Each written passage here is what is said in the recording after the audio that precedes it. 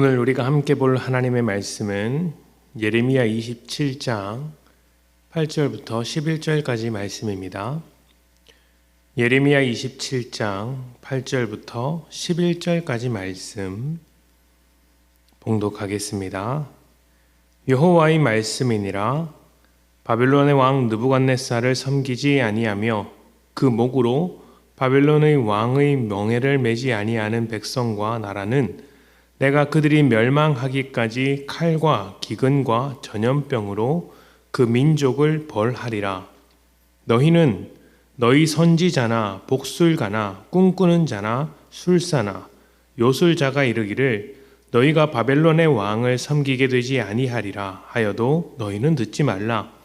그들은 너희에게 거짓을 예언하여 너희가 너희 땅에서 멀리 떠나게 하며 또 내가 너희를 몰아내게 하며 너희를 멸망하게 하느니라. 그러나 그 목으로 바벨론의 왕의 멍에를 메고 그를 섬기는 나라는 내가 그들을 그 땅에 머물러 밭을 갈며 거기서 살게 하리라 하셨다 하라. 여호와의 말씀이니라 하시니라. 아멘. 하나님은 우리 생각보다 크신 분이십니다. 그래서 하나님의 일하심을 예상한다는 것은 참 어려운 일이죠. 우리가 예상할 수 있는 범위를 넘어서 그리고 우리가 기대하는 경로와 전혀 다른 경로로 일하시는 경우가 많기 때문입니다. 대표적인 예로 이스라엘 있습니다. 이스라엘은 작고 초라했으며 애굽의 노예였습니다. 노예의 하나님, 이런 하나님이 여러분은 어떻게 느껴지십니까? 대단하다고 생각되십니까? 아니면 별 볼 일 없는 것 같다라는 느낌을 받게 됩니까? 차라리 노예의 하나님이 아니라 애굽의 하나님이었다면 어땠을까요? 세상 많은 사람들이 저 위대한 강대국, 역사적으로 이름을 남긴 저 위대한 민족의 하나님이니 대단하다고 생각하지 않았겠습니까?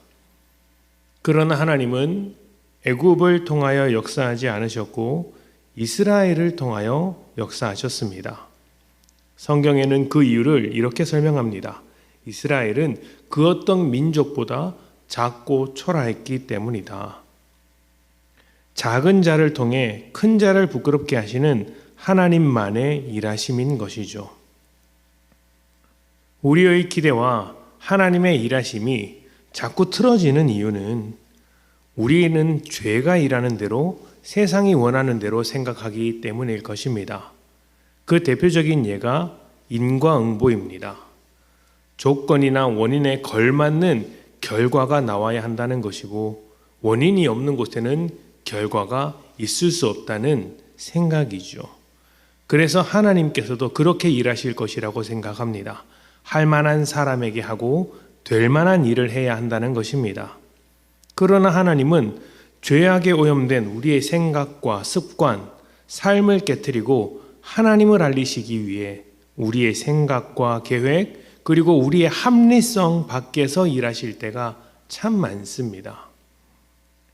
오늘 말씀은 바벨론의 통치를 받아야 한다는 이스라엘로서는 굉장히 치욕스럽고 받아들이기 힘든 이야기라고 할 수 있습니다. 나라는 망하게 될 것이고 게다가 원수와 같은 나라에게 끌려가서 포로 생활을 해야 한다는 아주 굴욕적인 이야기죠. 아무도 이런 말을 받아들일 수는 없을 것입니다. 그런데 하나님은 바벨론의 느부갓네살에게 하나님의 통치를 맡겼다고 하십니다. 하나님을 믿지 않는 왕인데도 하나님의 계획 중에서 중요한 부분을 담당한다는 것이죠. 이스라엘의 입장에서 이러한 예레미야의 예언, 예레미야의 이야기를 납득할 수 있었을까요? 없었겠죠. 그렇다면 납득할 수 없었던 이유는 무엇일까요? 하나님의 백성이 좀 잘못했더라도 우상의 나라를 통해 어떻게 벌할 수 있겠느냐 이런 생각 때문이었습니다. 반대가 되는 게 맞는 말처럼 보이죠. 저 원수 같은 나라를 벌하기 위해 하나님의 사람들을 사용하시는 것이 맞는 일 아니겠습니까? 그런데 하나님은 그들의 생각을 넘어 일하셨고 원수 아래로 들어가게 하셨습니다. 여러분은 이러한 하나님의 일하심을 얼마나 받아들일 수 있겠습니까? 원수처럼 생각하는 어떤 사람, 불편한 사람, 나랑 맞지 않는 사람을 통해 하나님이 일하시고 계시다는 사실을 받아들일 수 있겠습니까? 아니면 하나님 어떻게 저런 사람을 통해 일하십니까? 하고 불만을 제기하겠습니까? 우리는 하나님의 일하심을 아주 깊이 생각해야 합니다. 십자가가 그것을 증명합니다. 죄인들의 손에 못 박히신 예수님을 생각해 보라는 이야기죠. 어떻게 사람으로 오신 하나님께서 죄인들의 손에 죽임을 당하실 수 있습니까? 이런 말도 안 되는 이야기가 어디 있습니까? 반대가 되어야 하지 않습니까? 하나님이 이 땅에 오셨으면 죄인들을 심판하고 벌하셔야 하는 게 맞습니다. 그런데 하나님은 우리의 생각을 넘어 대신 죽으셨습니다. 그 결과가 무엇입니까? 우리가 은혜를 입었고 하나님의 자녀가 되었으며 새로운 변화를 맞이하게 되었습니다. 원수 같은 사람 아래로 우리의 모든 것을 굽혀야 할 때 그 가운데 일하시는 하나님을 신뢰하십시오. 하나님은 원수를 통해서도 일하실 수 있는 하나님이시며 그 가운데서도 우리를 보호하시고 인도하시는 하나님이십니다. 하나님은 우리의 하나님이시지만 원수의 하나님이기도 하기 때문입니다. 원수를 통해서도 우리에게 선을 이루실 능력 있으신 분이십니다. 나의 계획과 지혜와 합리성과 정당성과는 조금 다른 길을 가는 것 같아 보여도 내 모든 생각을 넘어설지라도 이해하기 어려울지라도 우리는 주님의 그 크신 뜻을 바라보며 따라갈 수 있어야 합니다. 원수 아래로 들어가게 하신 하나님께서 새로운 일을 창조하실 것이기 때문입니다.